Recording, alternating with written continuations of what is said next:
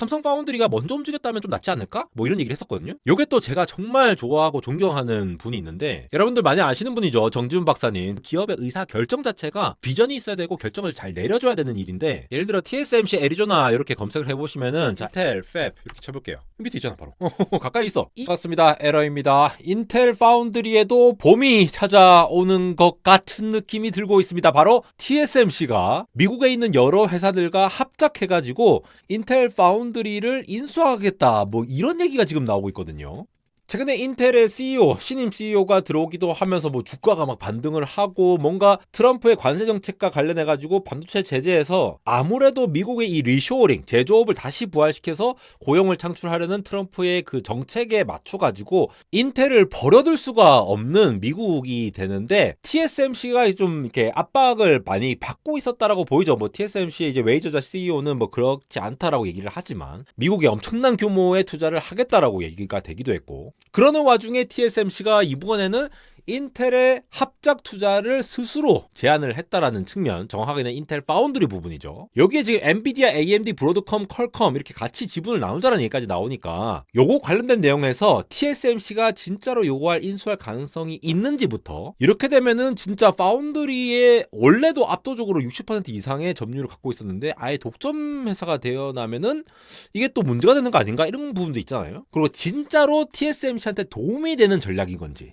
또 TSMC와 인텔이 합쳐지면은 또 삼성 파운드리는 어떻게 되는지, 뭐 이런 것들이 궁금하지 않습니까? 이런 부분들 한번 좀 정리를 해보도록 하겠습니다. 이건 이번 달 초에 트럼프와 TSMC가 얘기를 했다. 100빌리언의 플랜을 갖고 있다. To build 5 new US factories. 야, 이거 엄청난 규모를 투자를 하겠다는 거죠. 지금 미국이 제조하는 것들을 중국에 뿌리고 대만에 뿌리고 동아시아에 뿌리고 이렇게 하다 보니까 트럼프의 정책이 이거잖아요. 그 제조하는 그런 기존에 있던 층들이 고용이 창출이 안 되면서 다시 그 제조업을 끌어오려고 하는 전략을 가지고 있죠. 그러면서 관세를 막 매기면서 자국의 어떤 뭐 경쟁력을 강화시키니 뭐 이런 얘기도 있지만 부작용도 많은 얘기가 나오고 있는 상황인데, 반도체에서도 지난번 코로나 때 이 반도체 수급에 관련된 문제가 생기면서 이러한 얘기들을 지금 나오고 있는 것이 되겠고, 이러한 상황에서 여기 나온 겁니다. 익스클루시브라면서 TSMC의 인텔 파운드리라고 하는 것이 이제 이 JV로 설립이 되는 거죠. 조인트 벤처로 엔비디아, AMD, 브로드컴 이렇게 해가지고 합작 회사를 만들겠다라는 얘기를 하고 있는 것이 되겠습니다.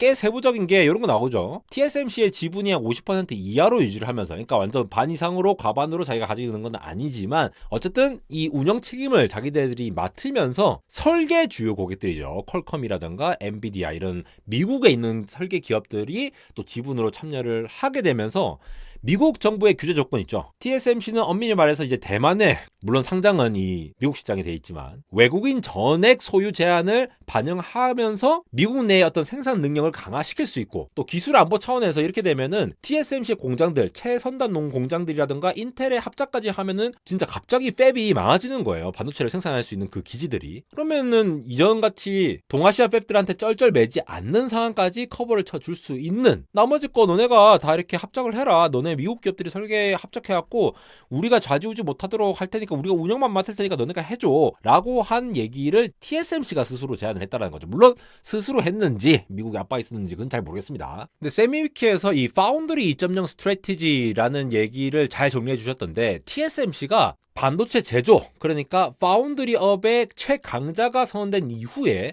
파운드리 2.0이라는 전략이라고 하면서 뭔가 얘기를 했는데, 뭐가 핵심적으로 바뀌냐? 지금 보시잖아요. 뭐 HBM이라던가 무호의 법칙 끝나는 거 아니냐, 이 서플라이 체인이 굉장히 복잡해지고 뭐 밸류가 실리콘에서 서브스트레이트로, 그러니까 우리 코어스 같은 그런 패키지 쪽으로 전환이 되는 이 상황에서 뭘 바꿔야 되냐? 2D를 3D로 스케일링 해야 되고, 칩을 시스템으로, 그리고 서플라이 체인을 여러 가지 합쳐야 된다. 뭔가 이 조립하고 뭐 이게 디멘저널이 커진다라는 거죠. 그러면서 파운드리 2.0은 뭔 얘기를 하느냐? 원래 우리가 반도체 설계를 딱 받아갖고 하면은 파운드리 제조, 그러니까 칩을 찍어내는 거에 시장이 지금 115빌리언 달러였죠. 거기에서 TSMC가 이제 60% 정도, 70빌리언 정도 이게 차지를 하고 있던 기존 꽤 있는데, 파운드리 2.0의 마켓 사이즈라고 하는 것은 이 테스트와 매스 메이킹, 그리고 어드밴스드 패키징, 이렇게 단순 웨이퍼 제조 어드밴스드 프로세스 있잖아요. 뭐 3나노니 뭐 이런 것들, 그런 것들 단순 웨이퍼 제조를 넘어가지고 패키징이라든가 패키징한 거를 테스트해야 되고 부가 서비스 이런 일들이 많아졌다라는 거죠. HBM만 해도 엔비디아 GPU 같이 엮어가지고 코어스로 엮어갖고 인터포즈 써가지고 평가를 따로 해야 되고, 지금 코어스 그 병목 때문에 캐파가 부족해갖고 뭐 다른 애들이랑 협력한다, 앵커 같은 업체들이랑 협력한다 이런 얘기 많았잖아요. 그러니까 TSMC라는 거는 원래 웨이퍼만 제조하는, 에이 마크 보면 웨이퍼를 제조하고 있잖아요. 웨이퍼의 수율 이게 뭐가 불량 난 거 이렇게 표시된 거잖아요. 근데 이 웨이퍼 칩 제조뿐만이 아니라 이 웨이퍼 칩 나온 거 하나하나를 다시 엮어서 만드는, 그런 칩렛을 엮어서 만드는 패키징에서 그걸 검사하는 것까지가 파운드리다라고 하면서 본인 스스로 그렇게 정의를 내린 겁니다. 이 왜 이랬을까요? 혹자는 그만큼 패키징이 중요하니까 이 업계 리더로서 이렇게 얘기했다라는 얘기를 하시지만, 뭐 그것도 맞는 얘기지만, 이게 바로 뭔가 독과점을 대비한 준비가 아닌가 이런 생각이 들어요. 마켓 사이즈 여기 2023년도 기준으로 보면은 이거 이미 50% 이상을 TSMC가 차지를 하고 있고, 2등, 3등하고의 그 격차가 너무 크잖아요. 심지어 2등, 3등, 뭐 인텔, 삼성, 아니면 뭐 중국 SMIC 이런 애들이 아무리 열심히 따라와도, 아무리 열심히 해도 앞으로 한 3년에서 5년 사이에 TSMC를 따라잡을 수 있을 것 같지가 않은 거야. 그러면은 이 비율이 점점 높아지겠죠. 그러면 독과점 문제 생기는 거예요. 구글도 독과점 문제 나오면서 이 크롬 팔라고 막 이런 얘기 나왔었잖아요. 이런 얘기들이 나온 것들이 항상 아무리 정말 기술력이 너무 짱짱이라 가지고 한다 하더라도 이 문제가 삼으면은 문제가 될 수 있을 가능성이 있는 게 반도체 시장이고, 영원한 적도 영원한 동지도 없는 판이기 때문에 지금은 미국 말을 잘 들어주지만 나중에 또 뭐 트럼프가 막 뭐라고 할 수도 있고 막 여러 가지 문제들이 있지 않겠습니까? 그래서 우리 TSMC의 업무라고 하는 거는 이 전체 시장을 봐야 된다. 전체 시장에서 우리가 이 정도밖에 차지 안 해요. 한 3분의 1밖에 차지 안 합니다. 지금 3분의 1도 안 돼요. 우리가 하는 일들은 이렇게 큰 거기 때문에 요거 갖고 독과점으로 막 때리지 마세요 라고 한 걸 미리 얘기하지 않았을까, 약간 이런 생각이 들더라고요. 그런 와중에 인텔을 인수하면은 TSMC가 뭐가 잘 나갈까? 인텔이 지금 인텔 3까지는 뭔가 낸 것처럼 얘기가 됐는데, 그 이후에 20A, 20옹스트롱 요거는 포기하고 18옹스트롱으로 바로 넘어갔다 이거죠. 그래서 이것도 열심히 해야 된다, 뭐 이거 계속 테스트를 받고 있다 얘기가 나오는데, 사실 뭐 이 샘플 돌리는 거는 뭐 어쨌든 이 정도 뭐 수율이 잘 안 나오더라도 샘플을 돌릴 수도 있는 거고, 우리가 샘플도 리스크 샘플이란 게 있고 뭐 여러 가지 종류들이 있거든요. 아직 예단을 할 수 있는 없는 부분들이 있지만, 이걸 갖고 온다고 해서 TSMC가 과연 더 뭐 경쟁력이 나아질 게 있을까요? 오히려 골칫덩이가 아닐까 싶은데, 그 왜 그러냐면 기술적으로 이 인텔의 공정 기술이란 게 제가 늘 말씀드리지만, 이 2나노라고 하는 것들 말만 2나노지 아예 베이스가 달라요. 이 공정 자체가 예를 들어 18옹스트롱 같은 경우에 요거 같은 경우는 뭐야? BSPDN 쓴다고 했잖아요. 백사이드 파워 딜리버리 네트워크, 후면 전력 공급 네트워크를 적용한 버전인데, TSMC는 아직 그거 적용 안 하거든요. 얘는 지금 GAA도 적용한다고 돼 있고, 또 뭐 인더스트리 퍼스트 하이 NA EUV 적용해서 14옹스트롱 한다고 하는데, 이 숫자가 그대로 TSMC 거라고 이해를 하면 안 된다고 제가 늘 말씀드리죠. 이건 약간 모델명 같은 이 정도 수준으로 빡세게 만들었다라고 표현을 하는 각 회사의 어떤 코드 네임 정도로 이해를 해야 되는 게 맞고, 그래서 얘네들의 팹을 갖고 온다, 얘네들의 어떤 노하우를 가져올 수도 있겠지만, 그거를 그대로 TSMC에서 활용을 하기란 굉장히 쉽지가 않다. 즉 전공정에서 이게 공정 미세화를 통해서 그 공정의 어떤 노하우들을 물론 장기적으로는 도움이 될 수 있겠지만, 결국 얘네들은 하나 만들 때 요거를 다다다 이제 최적화를 다 해야 되거든요. 다 최적화를 해가지고 얼마나 잘 되는지를 봐야 되는 상황인 건데,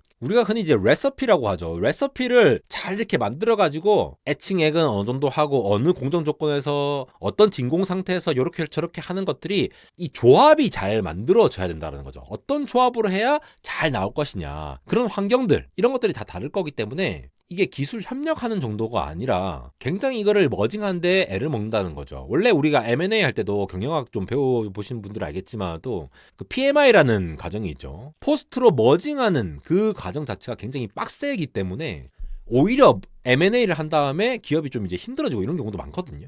마찬가지입니다. 그런 다음에 실제로 공정 같은 거를 활용할 수 있다고 하더라도 전공정에서 얘네들을 만드는데, 우리가 흔히 IP라고 하죠. 지적재산권. 그런 것들, 공정 차이 이런 것들이 서로 아예 베이스가 다르기 때문에 인텔은 인텔 것만 쫙 쓰는 것도 있거든요. 그런 것들을 갑자기 TSMC에 갖다 쓸 수가 없는 것도 있고 그 반대의 경우도 마찬가지죠. 그러니까 두 개 그냥 가지고 온다고 해서 TSMC한테 갑자기 득이 되는 그런 구조는 아니라는 겁니다. 전공정에서. 그럼에도 불구하고 SK하이닉스의 HBM3E 같은 게 엔비디아의 이 GPU와 결합해가지고 TSMC가 코어스로 엮잖아요. 코어스. 자세한 내용들은 정말 제가 여러 번 설명드렸고 검색해보시면은 안대공학 설명 검색해보시면은 아시겠지만도 이 HBM이 층수로 이렇게 쌓여지는 거 요것과는 별개로 이게 메모리 부분이잖아요. 이 메모리 부분과 TSMC 홈페이지에도 있지만 또 요 HBM이 있고 그 사이에 엔비디아의 뭐 블랙웰이라던가 나중에 루빈도 나오겠죠. 이런 걸 한 다음에 요 가운데에 인터포저를 이렇게 엮는단 말이에요. 얘네들 신호가 엄청나게 많이 나오는데 얘네들 서로 GPU끼리도 왔다 갔다 해줘야 되잖아요. 그거를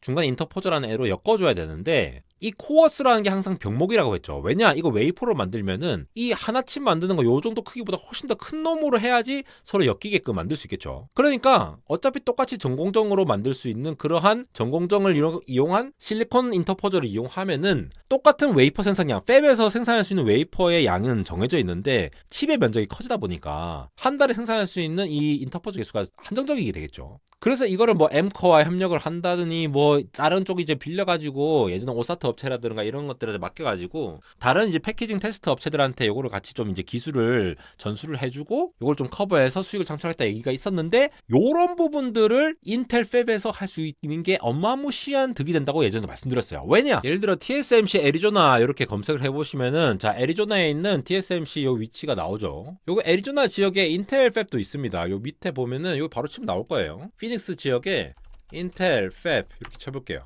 밑에 있잖아 바로.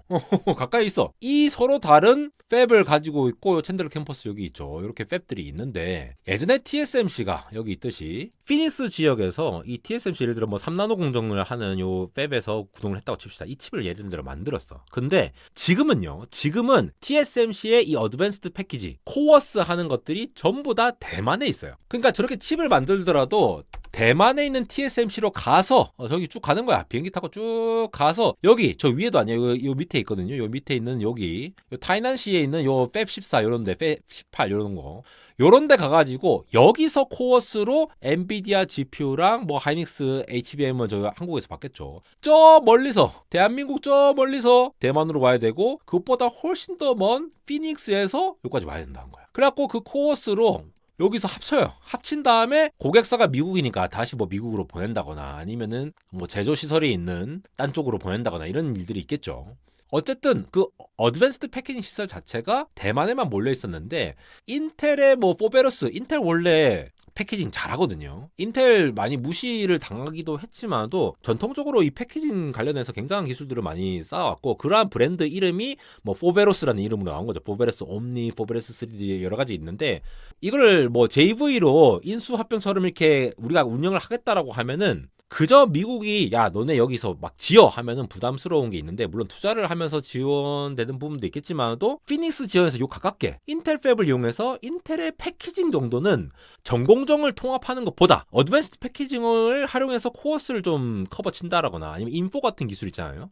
포베러스 3D 기술 같은 거 이런 것들을 좀 활용할 수 있는 여진이 있다라는 거예요. 거기서 어차피 왔다 갔다 운송해야 되는 그러한 품을 들일 바에 조금 약간 비용을 줄일 수 있는 여지도 있다라고 하면서 TSMC가 약간 이제 결정을 내린 것이 아니냐라고 추정을 할 수 있는 부분들이 있을 수 있다라는 겁니다. 그래도 이제 손해가 있을 수 있겠죠. 어쨌든 TSMC는 이제 자국이 아닌 외국에 지는데 사실 TSMC의 어떤 가치라는 것도 제가 알기로는 워렌 버핏이 TSMC를 샀다가 나중에 판 이유가 이 중국과의 어떤 이 전쟁 가능성 때문에 위험이 있다 라고 판단했다라고 제가 들었어요. 아 그리고 이거 여담인데 뭐 공학 채널에서 주식 얘기를 하냐 이러시는데 공학 채널에서 주식 얘기, 사회 얘기, 뭐 정치 얘기 다 합니다. 왜냐하면은 테크 얘기를 이해를 하려면은 얘네들 테크와 그 위에 운영되는 그거를 이해를 할 수밖에 없잖아요. 그래서 저도 짧은 지식이지만 그 배경을 설명하다 보면 주식 얘기를 할 수도 있는 거고 정치 얘기도 할 수 있는 거죠. 뭐 제가 모르는 게 있다면은 충분히 또 첨언해 주시면은 또 많은 댓글 하시는 분들이 또 이해를 하실 수 있고 저도 배워갈 수 있으니까 좋으시고 뭐 이제 아무래도 투자 관련해서는 제가 뭔가 의견을 드리는 건 아니잖아요. 그러니까 굉장히 뭐 드라이하게 말씀드리는데 뭐 아무래도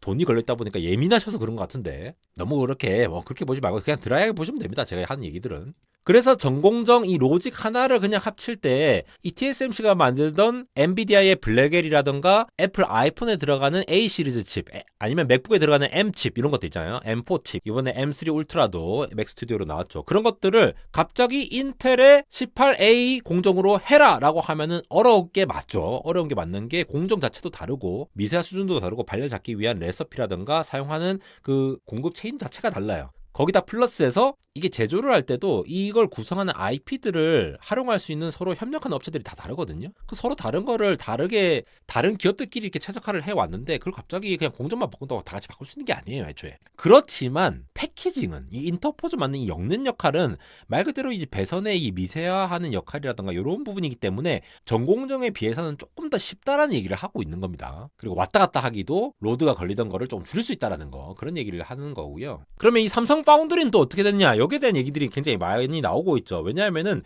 1등 TSMC가 저렇게 움직이는데 삼성 파운드리가 먼저 움직였다면 좀 낫지 않을까? 뭐 이런 얘기를 했었거든요. 요게 또 제가 정말 좋아하고 존경하는 분이 있는데 여러분들 많이 아시는 분이죠. 정지훈 박사님. 제가 굉장히 존경하는 분인데 테크 관련해서 굉장히 깊이 있는 인사이트를 가져주시고 또 쉽게 설명도 해주시고 인포메이션 앤 인텔리전스를 운영하고 있으니까 뭐 관심 있으신 분들 많이 구독해 주시고요. 어쨌든 이 정지훈 박사님이 예전에 현 파운드리 상황에 대해서 이 아티클을 쓰신 게 있으세요. 박사님께서 뭐 교수님이시기도 하지만 실리콘밸리 관련해서 뭐 한국인 젊은 분들 이렇게 투자도 많이 하고 계시고 그러거든요. 그 중에서도 어떤 글을 쓰셨냐? 미디엄에 이렇게 박사님께서 쓰신 글인데 요 내용이 이런 거예요. 결국 인텔과 삼성이 뭔가 협업을 해서 새로운 돌파구를 만들어야 하지 않겠냐라는 얘기를 언제 하셨냐? 작년 9월 얘기입니다. 인텔 이제 흔들릴 것 같고 뭐 이런 얘기는 나올 때 그리고 TSMC의 그 압도적인 경쟁력이 정말 진짜 와 이거는 무너질 수 없는 아성이다 이런 게 느껴지고 있을 때 이거 한번 읽어보세요. 제가 링크 남겨드릴 테니까 정말 그 인사이트 있는 글인데 인텔과 삼성 같은 그 후발주자 혹은 경쟁 상대였던 예전에는 뭐 삼성이나 인텔이 더 잘 나갈 때가 훨씬 많았잖아요. 그런 시절이 있었는데